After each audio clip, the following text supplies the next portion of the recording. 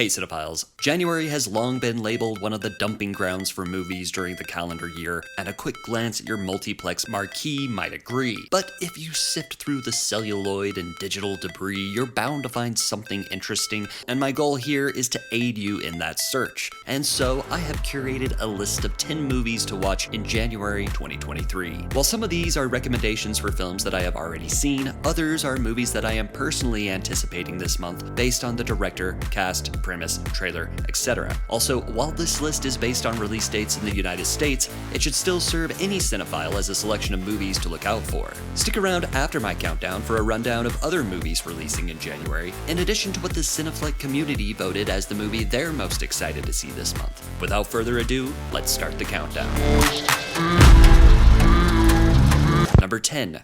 Alice Darling. A young woman trapped in an abusive relationship becomes the unwitting participant in an intervention staged by her two closest friends. This psychological thriller stars Anna Kendrick playing against type, which reminds me of Aubrey Plaza's impressive turn last year in Emily the Criminal. This is the feature-length directorial debut of Mary Nighy, who has directed episodes of Traces and Industry. Alice Darling premiered at the Toronto International Film Festival last fall to positive reviews. It's currently playing in theaters with distribution by Lionsgate. Alice. Alice. Darling. Nobody loves you like I love you. My beautiful girl. Number 9. Jung-E. On an uninhabitable 22nd century Earth, the outcome of a civil war hinges on cloning the brain of an elite soldier to create a robot mercenary. While this sounds like a smattering of sci-fi tropes and looks like a smattering of CGI, it comes to us from Korean writer-director Yeon Sang-ho, the filmmaker behind the Train to Busan and Hellbound series. His track record certainly demands attention, and we can only hope this one is also worth the ride. Jung-E is now playing on Netflix. Number 8. Sick. In the midst of the pandemic, college student Parker and her best friend Miri decide to self-quarantine at her family's lake house, where they will be alone, or so they think. This horror thriller comes to us from John Hyams, director of the last two Universal Soldier movies and 2020's Alone. And if that's not enough genre bona fides, the screenplay comes courtesy of Mr. Scream himself, Kevin Williamson. The film is currently rocking an 88% on Rotten Tomatoes, where the critics' consensus declares it smart, self-aware, and all too timely. If you're feeling sick, this one is currently streaming on the Cock. Oh my God! Just one moment. Unlock the door! Unlock the door! You have a mask, don't you? You're masked. What? I can't let you in. It's not safe. Are you kidding me, lady? Please! Number 7.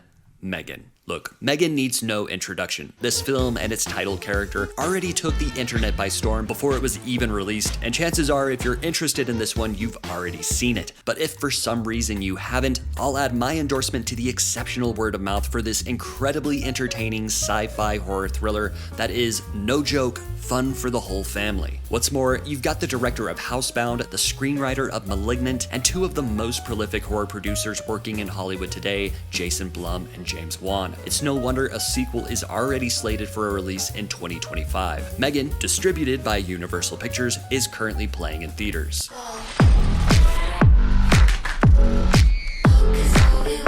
Number 6. The Exiles. Documentarian Christine Choi tracks down 3 exiled dissidents from the Tiananmen Square massacre in order to find closure on an abandoned film she began shooting in 1989. Choi, an Oscar nominee for Who Killed Vincent Chin, sits center stage for an ongoing interview before hitting the pavement and tracking down where those titular exiles are today. She might smoke like a chimney, drink like a Russian, and swear like a sailor, but her outlook on China and America and the tensions between them are refreshing, sharp, and vital. Oh, I should get paid for talking. I saw The Exiles back at last year's Sundance Film Festival, where it won the Grand Jury Prize for U.S. Documentary. I've been wondering when this one would finally see the light of day, and at long last this doc has been released on VOD by Gravitas Ventures. The material that you have, they wished it never existed. I just don't understand the reason.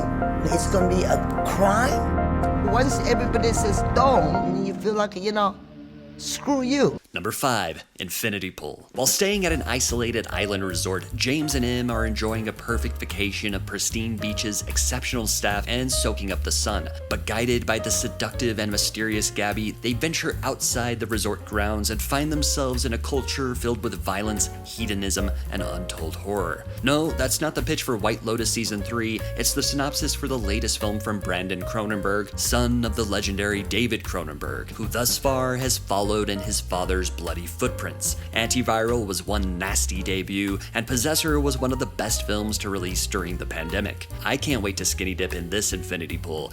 It premieres at the Sundance Film Festival on January 21st before Neon quickly pushes it into theaters on January 27th. It's really disgusting. You could just sit there and watch it happen. Number 4. Saint Omer. A novelist attends the trial of a woman accused of killing her 15-month-old daughter by abandoning her to the rising tide on a beach in northern France. But as the trial continues, her own family history, doubts, and fears about motherhood are steadily dislodged as the life story of the accused is gradually revealed. This legal drama signals the first scripted film from French documentarian Alice Diop. It premiered at the Venice International Film Festival last September to rave reviews, where it won the Silver Lion Grand Jury Prize and went on to become France's official submission for the 95th Academy Awards. While it didn't see an official theatrical release in the States until this month, it still managed to wind up on a lot of best films of 2022 lists. I'm just hoping this one lives up to the mountains of praise it's received. Saint Omer, distributed by Super Ltd, is currently playing in select theaters. Madame Colli, savez-vous pourquoi vous avez tué votre fille? Je ne sais pas. J'espère que ce procès pourra me l'apprendre. Number 3. Close. 13-year-olds Leo and Remy have always been incredibly close, but they drift apart after the intimacy of their relationship is questioned by schoolmates. Est-ce que vous êtes ensemble? Mais pourquoi tu dis ça? Parce que c'est en couple, enfin je sais pas. Bah on s'est rapprochés parce qu'on est meilleurs. Sûr et certain. When tragedy strikes, one is forced to confront why he distanced himself from his closest friend. Close is the sophomore feature-length effort from Belgian writer-director Lucas Dont, following his controversial film Girl, which premiered at the 2018 Cannes Film Festival, where it won the Camera d'Or for Best First Feature. Close premiered at Cannes last May, where it topped IndieWire's critic poll as the best film of the festival, and has continued to receive rapturous reactions ever since. Belgium has selected the film for their official submission for the 95th Academy Awards. The powerful trailer showcases exquisite cinematography and emotionally charged performances from its two young leads. A24 releases Close into select theaters on January 27th.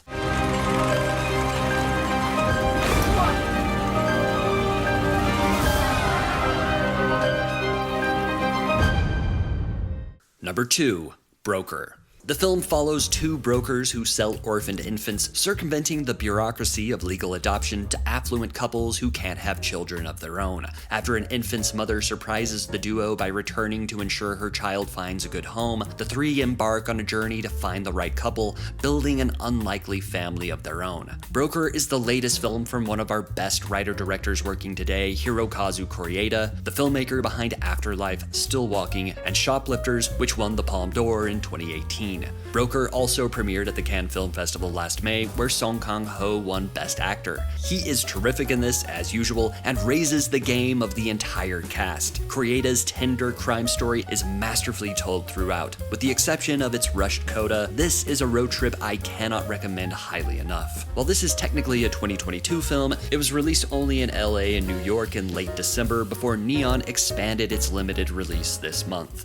나 혼자였으면 아무것도 못했을 거야. 굳이 뭐 혼자 다 할 필요는 없어. Number 1. Skinamarink. In this house.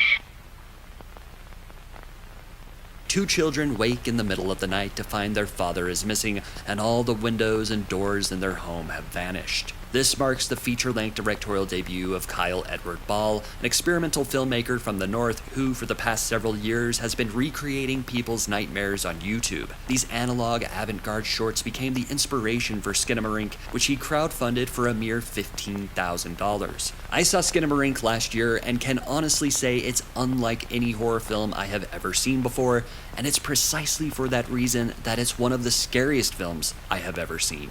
That said, your mileage may vary greatly. Unless you leave your expectations at the door and manage to get on this film's wavelength, it probably won't work for you at all. But I will say that any horror fan owes it to themselves to find out. Skinamarink, distributed by IFC Midnight, is currently playing in select theaters before it finds a permanent home on Shudder on February 2nd.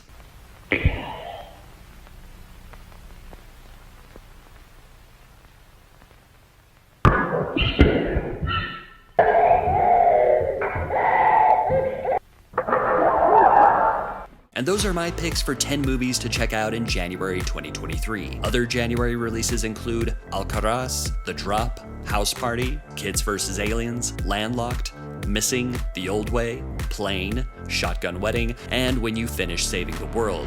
Over on the Cineflex community tab, I asked what movie are you most excited to see in January, and Megan absolutely slayed with 48% of the vote. Which of these movies are you most excited for? Are there any movies in January that I left out? Let me know in the comments below. I'll see you down there. If you enjoyed this video, please give it a thumbs up. Subscribe to Cineflex for video essays, film lists, and more. I got this! And click that bell next to the subscribe button if you'd like to be notified anytime I upload a new video. Thank you so much for watching. For Cineflex, I'm JS Lewis. Until next time, watch something good.